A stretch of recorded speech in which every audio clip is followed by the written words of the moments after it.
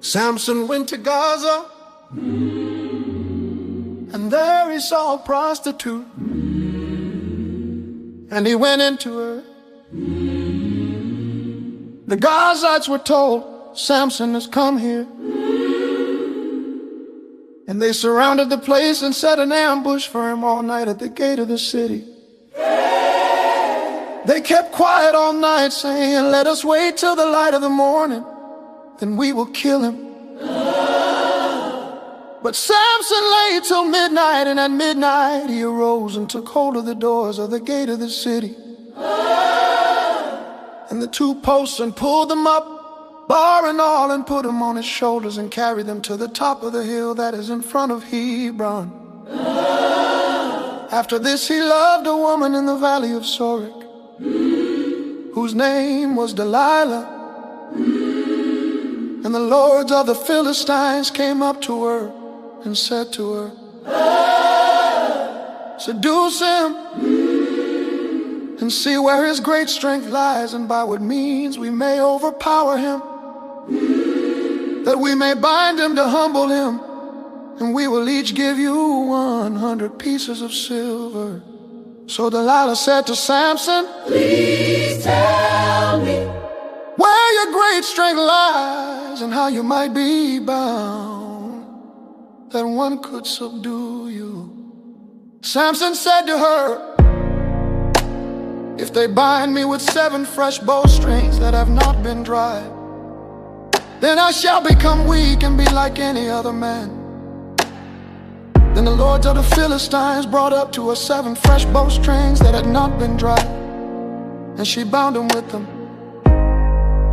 Now she had men lying in ambush in an inner chamber, and she said to him, the Philistines are upon you, Samson.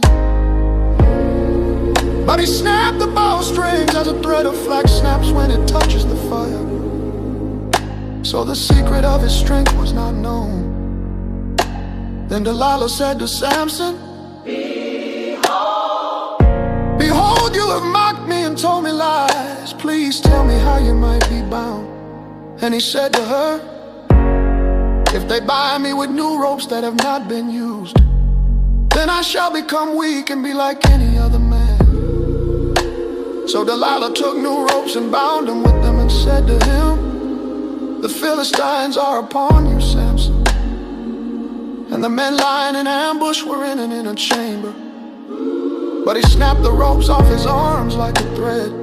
Then Delilah said to Samson, until now you have mocked me and told me lies.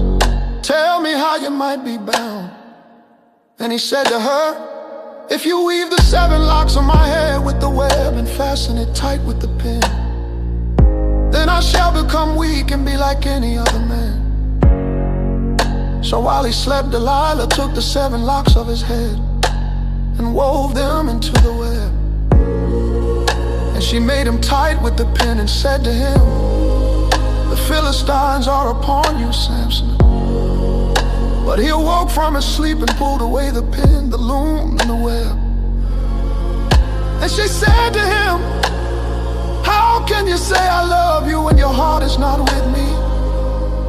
You have mocked me these 3 times, and you have not told me where your great strength lies.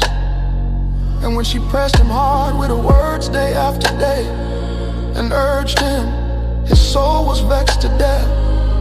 And he told her all his heart and said to her, a razor has never come upon my head, for I have been a Nazarite to God from my mother's womb. If my head is shaved, then my strength will leave me, and I shall become weak and be like any other man. When Delilah saw that he had told her all his heart, she sent and called the lords of the Philistines, saying, come up again, for he has told me all his heart. Then the lords of the Philistines came up to her and brought the money in their hands.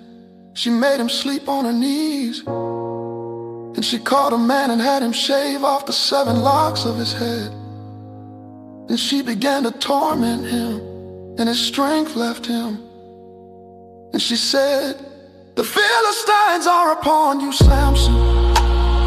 And he awoke from his sleep and said, I will go out as at other times and shake myself free.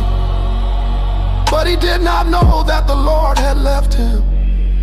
And the Philistines seized him and gouged out his eyes, and brought him down to Gaza and bound him with bronze shackles. And he ground at the mill in the prison, but the hair of his head began to grow again after it had been shaved. The lords of the Philistines, you're the two of them, and great sacrifice to the God, and to rejoice. And they said, our God has given Samson, our enemy, into our hand. And when the people saw him, they praised their God, for they said, our God has given our enemy into our hand, the ravager of our country, who has killed many of us. And when their hearts were merry, they said, call Samson, that he may entertain us. So they called Samson out of the prison, and he entertained them. They made him stand between the pillars. And Samson said to the young man who held him by the hand, let me feel the pillars on which the house rests, that I may lean against them. Now the house was full of men. All the Lord of Philistines were there. And on the roof there were about 3,000 men and women who looked on while Samson entertained. Then Samson called to the Lord and said, Oh Lord God, please remember me and please strengthen me only this once, oh God, that I may be avenged on the Philistines for my two eyes. And Samson grasped the two middle pillars on which the house rested, and he leaned his weight against them, his right hand on the one and his left hand on the other. And Samson said, let me die with the Philistines. Then he bowed with all his strength, and the house fell upon the Lord's and upon all the people who were in it. So the dead whom he killed at his death were more than those whom he had killed during his life. Then his brothers and all his family came down and took him and brought him up and buried him between Zorah and Eshtaol in the tomb of Manoah's father.